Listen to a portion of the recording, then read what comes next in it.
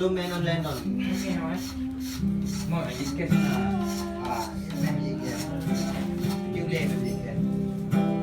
Lui tadi ni lagi tu langsung ke